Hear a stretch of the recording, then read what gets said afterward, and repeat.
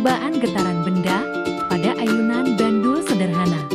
Percobaan benda bergetar sebagai sumber bunyi. Kami menggunakan garpu talah dengan beberapa ukuran. Hal ini berpengaruh pada besarnya bunyi yang dihasilkan. Kepekaan indera pendengaran manusia. Percobaan ini dapat disimpulkan bahwa kita masih dapat mendengar bunyi pada jarak 1 meter, 3 meter, bahkan 9 meter, karena bunyi merambat melalui sepasang organ indera yang terletak di setiap sisi kepala. Telinga berfungsi sebagai organ pendengaran dan keseimbangan.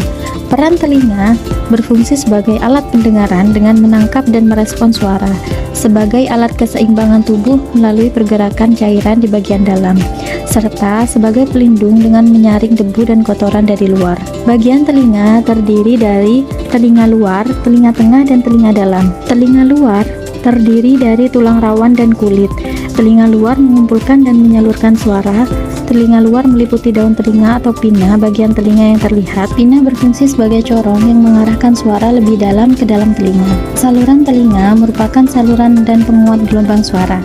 Saluran ini merupakan tabung yang membentang dari telinga luar ke telinga tengah. Saluran ini dilapisi oleh rambut dan kelenjar yang mengeluarkan kotoran telinga. Kotoran telinga memerangkap debu dan bakteri. Selanjutnya, gendang telinga. Gendang telinga juga disebut membran timpani. Membran timpani adalah lapisan jaringan tipis yang memisahkan telinga luar dari telinga tengah. Gendang telinga bergetar saat gelombang suara mengenainya. Getaran ini menggerakkan tulang-tulang di telinga tengah. Telinga tengah berisi 3 tulang pendengaran, yaitu tulang kecil yang menyalurkan suara dari gendang telinga ke telinga bagian dalam. Selanjutnya, telinga dalam. Telinga bagian dalam yang juga disebut labirin bertanggung jawab atas indera pendengaran dan keseimbangan tubuh. Disebut labirin karena bentuknya yang kompleks. Selanjutnya, tuba eustachius. Tuba eustachius menyeimbangkan tekanan udara antar permukaan dalam dan luar gendang telinga. Selanjutnya ada koklea. Koklea adalah organ pendengaran berbentuk siput.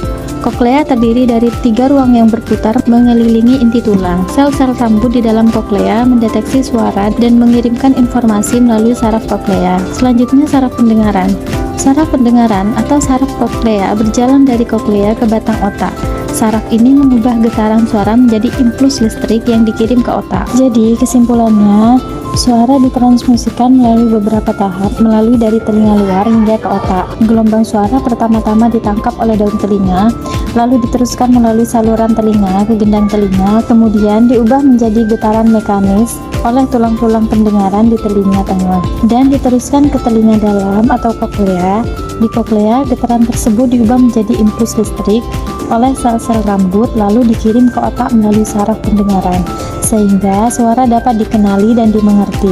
Dengan demikian, percobaan ini membuktikan bahwa pendengaran manusia melibatkan proses fisik dan biologis yang kompleks, serta peran penting dari setiap bagian telinga dalam mendukung kemampuan mendengar. Demikian pemaparan saya mengenai praktikum kali ini, kurang lebihnya saya mohon maaf. Terima kasih sudah menonton.